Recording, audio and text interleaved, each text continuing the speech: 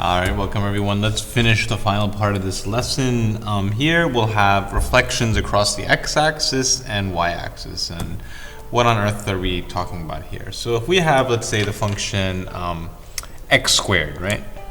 So here, x squared will look like this. And the idea is, if this is the x-axis over here, how can I take this x squared and reflect it within the x-axis like this? If I were to take this graph and just kind of flip it over here on the x-axis, what would it look like? Just like this, right? It looked just like that. And the way we would take this x squared and make it reflect across the x-axis is by putting a negative just on the outside of x squared to the left. So x squared will look like this, negative x squared will look like this. And the idea for you to have in your notes is the second type of transformation is a reflection. So if I have, let's say, my original graph of f of x, if I put negative x squared, if I have the original graph of x squared, negative x squared will make it flip or reflect across the x-axis. And the idea is, if this is some function f of x, right? The original function here in the green is f of x. To make any function reflect across the x-axis, I put a negative on the outside. If I wanted to reflect on the y-axis, I'll have the negative on the inside. And we'll do a few examples of this in a second, right?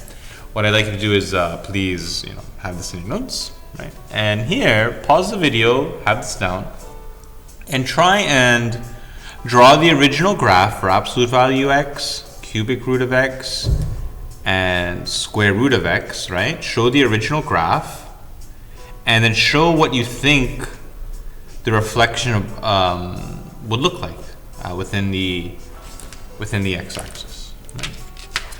So let's see. Here, we'll have orange for the original, right? Let's see. So for absolute value x, right? Absolute value x, like this, looks just like this. This is absolute value x. Absolute value x. Here, for negative absolute value x, it'll look just like that. Okay.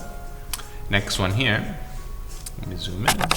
If I have x cubed, what does x cubed look like? Just so I'll do it in two separate graphs because it'll look a little bit confusing. Like here. The original looks. This is we'll have this is x cubed. It'll look like this. And then imagine if I were to reflect each part, right? So negative x cubed, right? Let's just focus on this part over here. Imagine if I wanted to reflect this orange line across this x-axis, it would look like this. And what about the other part? If I were to reflect this across the x-axis like this, it would look like that.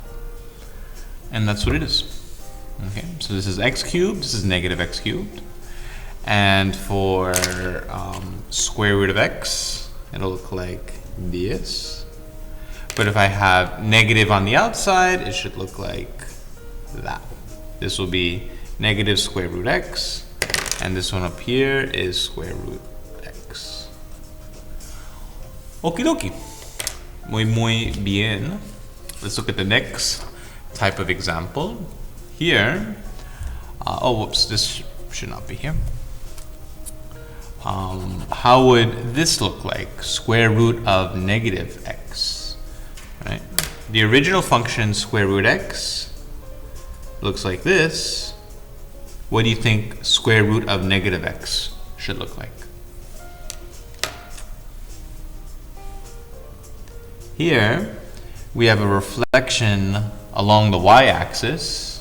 And notice that this negative is on the inside, so here, just like that. This will be square root of negative x. Okie dokie. Okie dokie. All right, so final part here are vertical stretches and shrinks. So let's take a look at this function over here. Imagine if I said, let's take a look at absolute value x, right? What does this graph look like? It has this V-ish shape. The idea with a vertical stretch and shrink is, let's imagine if I take this absolute value x, right? What were to happen to the graph if we multiplied it by 2? How will it change, right? Like here, if I have absolute value x, how will it be different than 2 times absolute value x? And same idea, if I have absolute value x, which is the original in the blue, how will it change from 1/2 absolute value x? Okay. The idea here is this will kind of get more narrow. So this graph of 2, because the values are getting, because what's happening here, if I have absolute value x and this is 2 absolute value x, the values are getting doubled. So for example, like imagine if I were to graph these points, right? Let me get a good pen. Like here, if x is 1, here, my bad, let me choose blue actually so you can see it better. Here, if I have x is 1, then my y is 1, right? So that's a point over here. If I have x is 2, y is 2. That's a point over here. But imagine if I were to do that over here for 2 times absolute value x, basically whatever x you're plugging in, you're multiplying it by 2. So let's say if I have x is 1, then your y value becomes 2. So then that point would be here. If x is 2, then my y value is 4. Notice that this point gets doubled.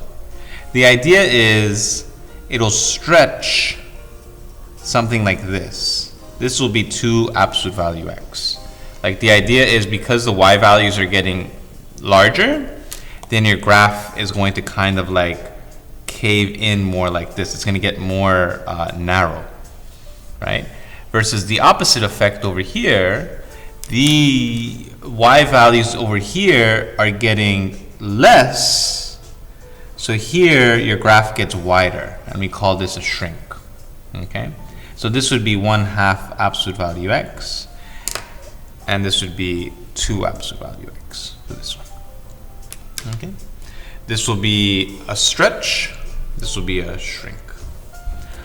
Okay, that's the idea of the lesson. There is a horizontal stretch and shrink.